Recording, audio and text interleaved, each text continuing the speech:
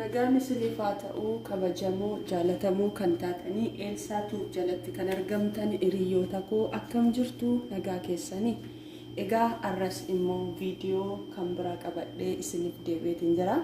Akkuma kana dura viidiyoo rifeensa keenya haala kamiin ammoo mana keessatti waan ammoo hojjennu keessaa waan nyaannu keessaa akkamitti kunuunsuu dandeenya kan jedhu guyyaa dura isiniif gallakkisee ture. Arras ammoo nama lama waan dibannuuf muuziinis lama, killeenis lama, avokaadoon akkuma argitan xiqqoo keessina jalaa akka waan bal'aa ta'eera. Kun nyaataaf hin ta'u, garuu rifeensaaf hin ta'a.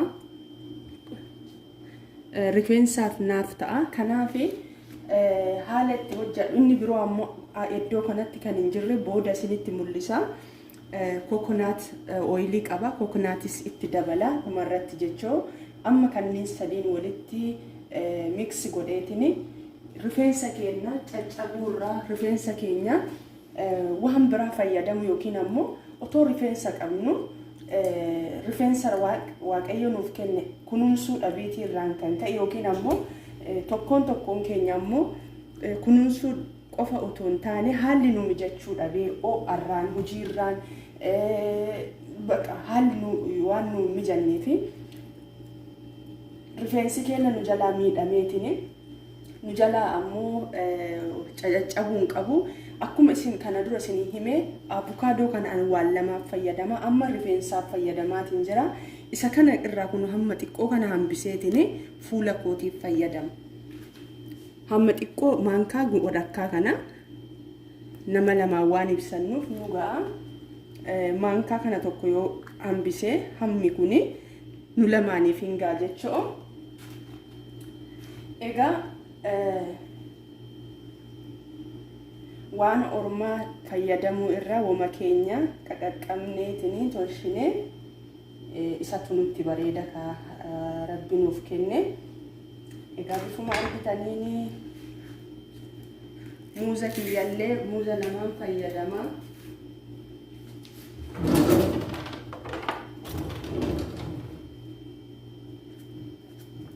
Isa kanas kan muuzii akkuma dura isin viidiyoo kana dura isinitti dubbadheetin jedhe isa kanas hin gatuuyyuu ani itti fayyadama.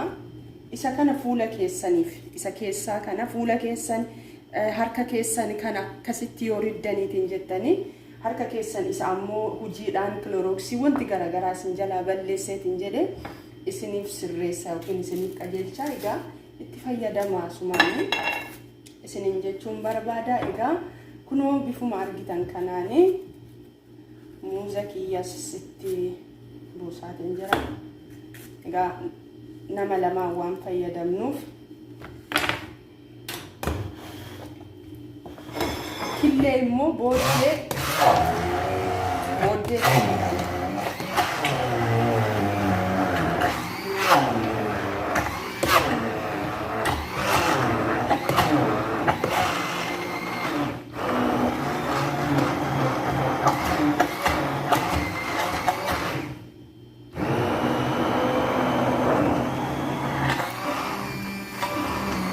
mana keessanitti isin ammoo maashina qabdanii kan biraa siraa kun hand mixeridha. Kan biraatiin ammoo itti fayyadamuu hin dandeessu.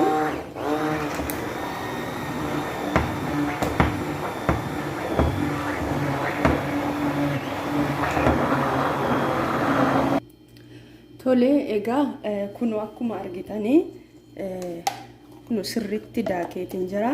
Amma kunin avokaadoo fi muuza duwwaadha. Killee fi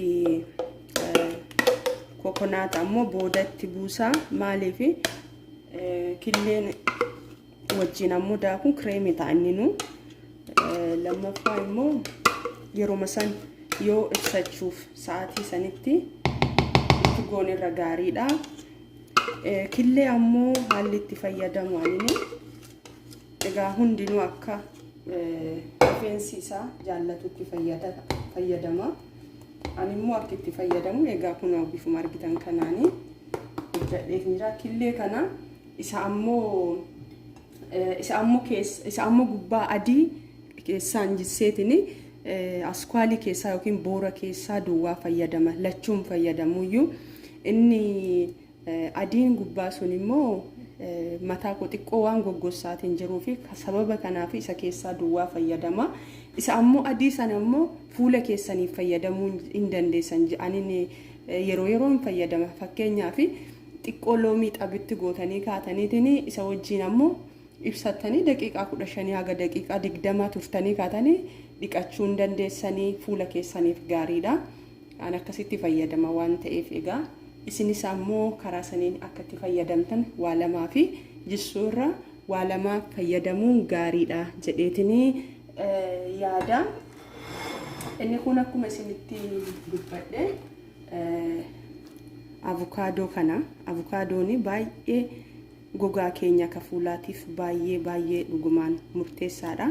Isa kana rifeensa yookiin ammoo gogaa keenya duwwatti dibachuu toon ta'an yoo argattaniitiin jettanii karaa nyaataatiin karaa salaaxaatiin hojjechuun akkasumas ammoo karaa juusiitiin ammoo fayyadamuun baay'ee ba'eessaa qaama keenyaa fi egaa kana isiniin jedha. Muuzaalis ammoo kana lixxaacii isaa yookaan ammoo quunca isaa kana isa sammuun gatuu kunooti akkana godheetiin gogaa akka harka kooti akkas haala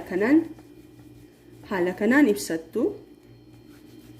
Baay'ee ammoo isin fayyada. Ani waan na fayyadeef egaa kilorooksiin keessaan warroonni isin miidheetiin jedhee yeroo qulqullina qulqulleessinu haala kanaan akkas gootanii gogaa keessanii isin mul'ataaran jedhee abdiin qaba. Haala kanaan ibsattu baay'ee isin fayyada. Akkas godhaatiin ibsattanii daqiiqaa xiqqoo isinirra haa gogu tursiiftanii kaatanii sani booddee ammoo dhiqattanii gogaa laafaa bareedaa isiniif ta'a. Egaa akkasitti fayyadamaa. Kana ammoo xiqqoo miksi godhee keessas immoo daakee jechuun dhiifama.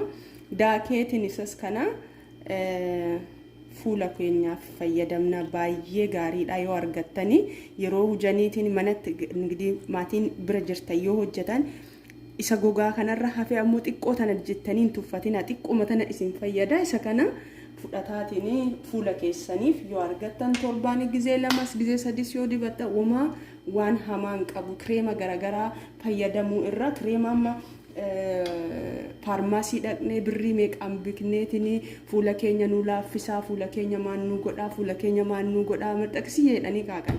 Isa kanarra isa ammoo naachuraal ta'e kamanaatitti fayyadamuun baay'ee ba'eessa. Kana duwwaa mitiyyuu ana fakkeenyaaf kanatti illee fayyadama. Isa amma isiniin jedhe kanatti dinnichaa eenyaa hojjedhu. Isa sanis ammoo bocee ka'eeti dinnichaa saniin bakka kanniin waan mana keenya waan nu bira jiru waanuma hojjennu irra xiqquma. Gaafa biraa ammoo dinnichaa fi akkamitti timaatima akka ammoo fayyadamu isinitti agarsiisaa. Egaa haala kanaan yoo fayyadamneetiin jenne waan nu bira jiru dhadheetiin ganzaba baafnee bituu guddaallee ani fudhadhu. Egaa kana isiniin jedha. Baay'ee galatoomaa. Kan biraa ammoo kana duwwaa duun taane utuun dhiqanneen dura egaa kaa gammaa isin mul'isaa utuun dhiqanneen dura isa kana duwwaa duun taane zayita xuqura azmuudii yookiin ammoo urgoo gurraattii qurunfudii akkasumas immoo sigaa maxbashaa kana sadiin ammoo erga kana dhiqanneen booda rifeensa keenyaaf akkamitti nyaata ammoo qopheessineetiin akkamitti ammoo nuuf guddata yookiin ammoo bareedaa nuuf ta'eetiin egaa dheerinna qofa duun taane gabaabbates ammoo rifeensa bareedaa yoo ta'eetiin jedhe baay'ee gaariidha. Kanaaf ammoo isas isiniif hojjadha. Isa amma namoonni xuqura azmuudii kana gatii baay'eedhaan bitu ala garuu kiiloo tokko yookiin ammoo nuus bittanii kaatanii manatti kaanis ammoo xiqqoo bittanii sadiinu mana gizee baay'eedhaaf fayyadamtu. Haa ta'u garuu bilqaaxii xiqqoo takka birrii meeqaan yookiin riyaala meeqaan bituurra manatti hojjanneetiin fayyadamuun nu hin danda'ama jedhan. Egaa kunini koomentii kooti karaa kootiini. Egaa kana isiniin jedha. Baay'ee galatooma. Hamma ammatti waan na waliin turtanii fi isin galateeffadha. yeroo gaarii isiniif haa ta'u. Komentii yoo qabaattan anaaf barreessaa, yaada yoo qabaattanii. Egaa kana fakkaataa. Baay'ee galatoomaa.